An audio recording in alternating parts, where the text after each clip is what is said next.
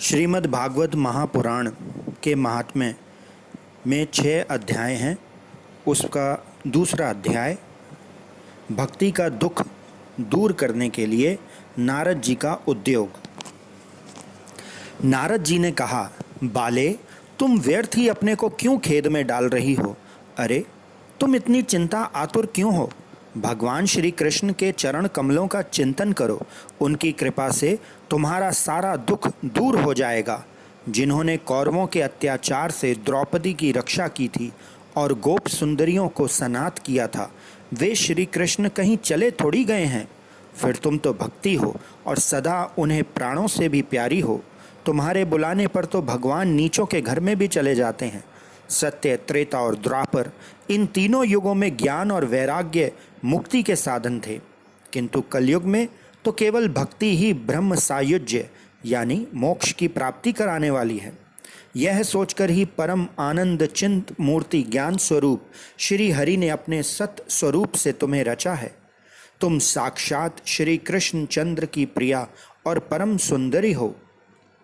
एक बार जब तुमने हाथ जोड़कर पूछा था कि मैं क्या करूं, तब भगवान ने तुम्हें यही आज्ञा दी थी कि मेरे भक्तों का पोषण करो।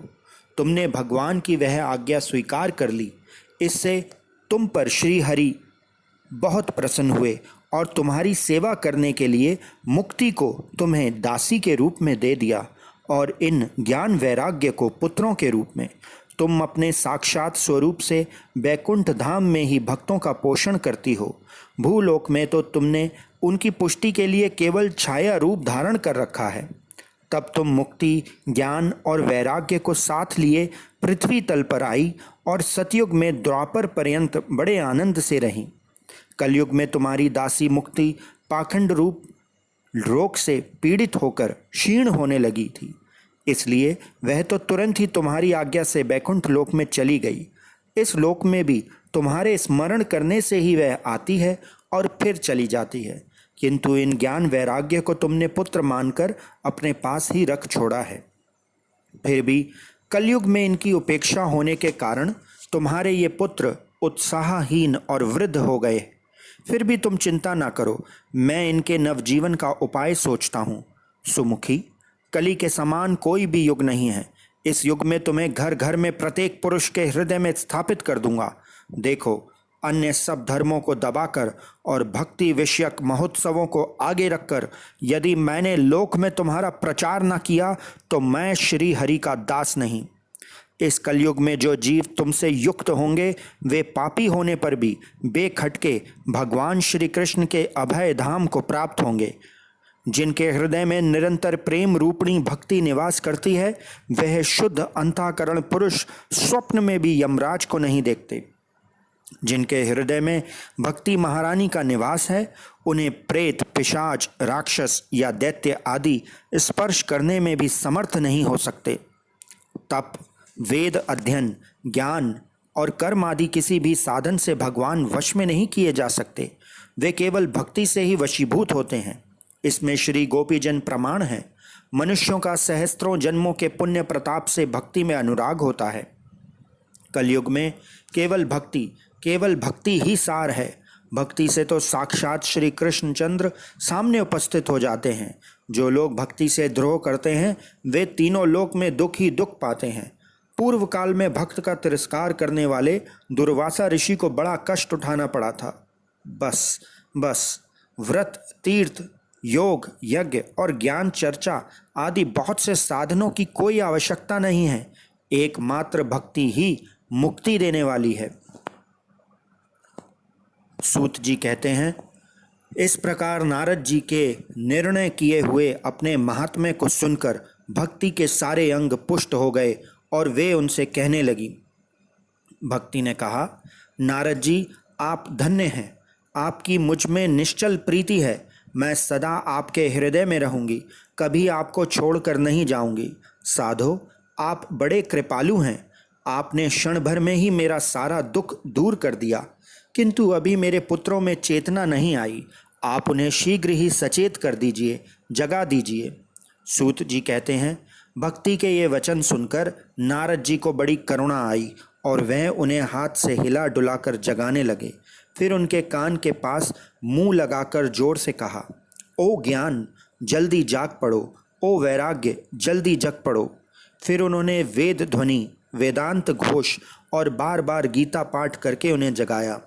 इससे वे जैसे तैसे जोर लगाकर उठे, किंतु आलस्य के कारण वे दोनों जम्भाई लेते हुए नेत्र उघाड़कर देख भी नहीं सके। उनके बाल बगुलों की तरह सफ़ेद हो गए थे। उनके अंग प्रायः सूखे काठ के समान निस्तेज और कठोर हो गए थे। इस प्रकार भूख प्यास के मारे अत्यंत दुर्बल होने के कारण उन्हें फिर सोते देख नारद जी को बड़ी चिंता हुई और वे सोचने लगे, अब मुझे क्या करना चाहिए। इनकी यह नींद और इससे भी बढ़कर इनकी वृद्ध अवस्था कैसे दूर हो। शौनक जी इस प्रकार चिंता करते करते वे भगवान का स्मरण करने लगे। उसी समय यह आकाशवाणी हुई कि मुझे खेद मत करो, तुम्हारा यह उद्योग निसंदेह सफल होगा। देव ऋषि, इसके लिए तुम एक सत्कर्म करो। वे कर्म तुम्हें संत शिरोमणि महानुभाव बताएंगे। उस सत्कर्म का अनुष्ठान करते ही क्षण भर में इनकी नींद और वृद्ध अवस्था चली जाएगी तथा सर्वत्र भक्ति का प्रसार होगा। यह आकाशवाणी वहाँ सभी को साफ साफ सुनाई दी। इससे नारद जी को बड़ा विस्मय हुआ और वे कहने लगे, मुझे तो इसका कुछ आशय समझ में नहीं आया। नारद जी बोले, इस आकाशवाणी ने भी गुप्त रूप से ही बात कही है। ये नहीं बताया कि वे कौन सा साधन किया जाए जिससे इनका कार्य सिद्ध हो। वे संत ना जाने कहाँ मिलेंगे और किस प्रकार उस साधन को बताएंगे। अब आकाशवाणी में जो कुछ कहा है उसके अनुसार मुझे क्या करना चाहिए। सूत जी कहते हैं, शौनक जी, तब ज्ञान वैराग्य दोनों को वहीं छोड़कर नारद मुनि वहां से चल पड़े और प्रत्येक तीर्थ में जा जाकर मार्ग में मिलने वाले मुनीश्वरों से वह साधन पूछने लगे। उनकी उस बात को सुनते तो सब थे, किंतु उसके विषय में कोई कुछ भी निश्चित उत्तर न देता। किन्हीं ने उसे असाध्य बताया, कोई बोले इसका ठीक ठीक पता लगाना ही कठिन है। कोई सुनकर चुप रह गए और कोई तो अपनी अवज्ञा होने के भय से बात को टाल टूल कर खिसक गए। त्रिलोकी में महान आश्चर्यजनक हाहाकार मच गया। लोग आपस में कानाफूसी करने लगे। भाई, जब वेद ध्वनि, वेदांत घोष और बार बार गीता पाठ सुनने पर भी भक्ति, ज्ञान और वैराग्य ये तीनों नहीं जगाए जा सके, तब और कोई उपाय नहीं है। स्वयं योगी राज नारद को भी जिसका ज्ञान नहीं है उसे दूसरे संसारी लोग कैसे बता सकते हैं। इस प्रकार जिन जिन ऋषियों से इसके विषय में पूछा गया, उन्होंने निर्णय करके यही कहा, यह बात दुसाध्य है। तब नारद जी बहुत चिंतातुर हुए और बद्री वन में आए। ज्ञान वैराग्य को जगाने के लिए वहाँ उन्होंने यह निश्चय किया कि मैं तप करूँगा। इसी समय उन्हें अपने सामने करोड़ों सूर्य के समान तेजस्वी सनक आदि मुनीश्वर दिखाई दिए। उन्हें देखकर वे मुनि श्रेष्ठ कहने लगे। नारद जी ने कहा, महात्माओं, इस समय बड़े भाग्य से मेरा आप लोगों के साथ समागम हुआ है। आप मुझ पर कृपा करके शीघ्र ही वह साधन बताइए। आप सभी लोग बड़े योगी, बुद्धिमान और विद्वान हैं। आप देखने में 5-5 वर्ष के बालक से जान पड़ते हैं, किंतु पूर्वजों के भी पूर्वज। आप लोग सदा बैकुंठ धाम में निवास करते हैं, निरंतर हरि कीर्तन में तत्पर रहते हैं, भगवान लीला अमृत का रस स्वादन कर सदा उसी में उन्मत्त रहते हैं और एकमात्र भगवत कथा ही आपके जीवन का आधार है। हरि शरणम, यानी भगवान ही हमारे रक्षक हैं। यह वाक्य, यह मंत्र सर्वदा आपके मुख में रहता है। इसी से काल प्रेरित वृद्ध अवस्था भी आपको बाधा नहीं पहुंचाती। पूर्व काल में आपके भू भंग मात्र से भगवान विष्णु के द्वारपाल जय और विजय तुरंत पृथ्वी पर गिर गए थे और फिर आपकी ही कृपा से वह पुनः बैकुंठ लोक पहुंच गए। धन्य है, इस समय आपका दर्शन बड़े सौभाग्य से ही हुआ। मैं बहुत दीन हूँ, आप लोग स्वभाव से ही दयालु हैं, इसलिए मुझ पर आपको अवश्य कृपा करनी चाहिए। बताइए, आकाशवाणी ने जिसके विषय में कहा वह कौन सा साधन है और मुझे किस प्रकार उसका अनुष्ठान करना चाहिए। आप इसके विस्तार से वर्णन कीजिए। भक्ति, ज्ञान और वैराग्य को किस प्रकार सुख मिल सकता है और किस तरह उनकी प्रेम पूर्वक सब वर्णों में प्रतिष्ठा की जा सकती है। सनक आदि ने कहा, देव ऋषि, आप चिंता ना करें, मन में प्रसन्न हो। उनके उद्धार का एक सरल उपाय पहले से ही विद्यमान है। नारद जी, आप धन्य हैं, आप विरक्तों के शिरोमणि हैं, श्री कृष्ण दासों के शाश्वत पथ प्रदर्शक एवं भक्ति योग के भास्कर हैं। आप भक्ति के लिए जो उद्योग कर रहे हैं, ये आपके लिए कोई आश्चर्य की बात नहीं समझनी चाहिए। भगवान के भक्त के लिए तो भक्ति की सम्यक स्थापना करना सदा उचित ही है। ऋषियों ने संसार में अनेक मार्ग प्रकट किए हैं, किंतु वे सभी कष्ट साध्य हैं और परिणाम में प्रायः स्वर्ग की प्राप्ति ही कराने वाले हैं। अभी तक भगवान की प्राप्ति कराने वाला मार्ग तो गुप्त ही रहा है। उसका उपदेश करने वाला पुरुष प्रायः भाग्य से ही मिलता है। आपको आकाशवाणी ने जिस सत्कर्म का संकेत किया है उसे हम बतलाते हैं। आप प्रसन्न और समाहित चित होकर सुनिए। नारद जी, द्रव्य यज्ञ, तपोयज्ञ, योग यज्ञ और स्वाध्याय रूपी ज्ञान यज्ञ, ये सब तो स्वर्ग आदि की प्राप्ति कराने वाले कर्म की ओर ही संकेत करते हैं। पंडितों ने तो ज्ञान यज्ञ को ही सत्कर्म, मुक्तिदायक कर्म का सूचक माना है। वह श्रीमद् भागवत का पारायण है जिसका गान शुक आदि महानुभावों ने किया है। उसके शब्द सुनने से ही भक्ति, ज्ञान और वैराग्य को बड़ा बल मिलेगा। इससे ज्ञान वैराग्य का कष्ट मिट जाएगा और भक्ति को आनंद मिलेगा। सिंह की गर्जना सुनकर जैसे भेड़िए भाग जाते हैं, उसी प्रकार श्रीमद् भागवत की ध्वनि से कलयुग के सारे दोष नष्ट हो जाएंगे। तब प्रेम रस प्रवाहित करने वाली भक्ति, ज्ञान और वैराग्य को साथ लेकर प्रत्येक घर और व्यक्ति के हृदय में क्रीड़ा करेगी। नारद जी ने कहा, मैंने वेद वेदांत की ध्वनि और गीता पाठ करके उन्हें बहुत जगाया, किंतु फिर भी भक्ति, ज्ञान और वैराग्य ये तीनों नहीं जगे। ऐसी स्थिति में श्रीमद् भागवत सुनाने से वे कैसे जगेंगे? क्योंकि उस कथा के प्रत्येक श्लोक और प्रत्येक पद में भी वेदों का ही तो सार अंश है। आप लोग शरणागत वत्सल हैं तथा आपका दर्शन कभी व्यर्थ नहीं होता, इसलिए मेरा यह संदेह दूर कर दीजिए, इस कार्य में विलंब न कीजिए। सनक आदि ने कहा, श्रीमद् भागवत की कथा वेद और उपनिषदों के सार से बनी है, इसलिए उनसे अलग उनकी फल रूपा होने के कारण वह बड़ी उत्तम जान पड़ती है।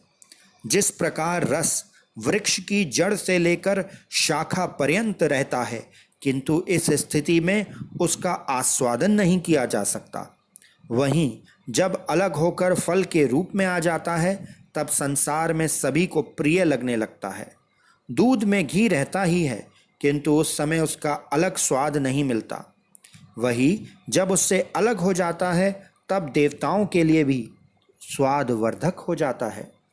खांड ईख के ओर छोर और बीच में भी व्याप्त रहती है, तथापि अलग होने पर उसकी कुछ और ही मिठास होती है। ऐसे ही यह भागवत की कथा है। यह भागवत पुराण वेदों के समान है। श्री व्यासदेव ने इसे भक्ति, ज्ञान और वैराग्य की स्थापना के लिए प्रकाशित किया है।